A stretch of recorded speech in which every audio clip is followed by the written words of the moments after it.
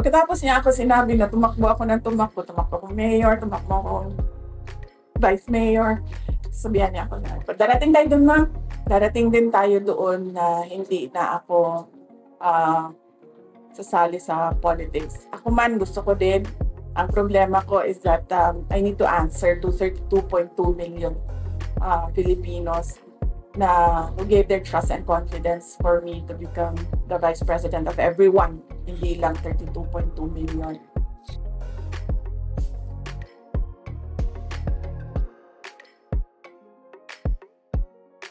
Darating din tayo doon na hindi na ako sasali sa politika. But buhay kasi natin, hindi natin alam kung anong mangyayari bukas. We can only plan. But it's always God's purpose that shall prevail. So,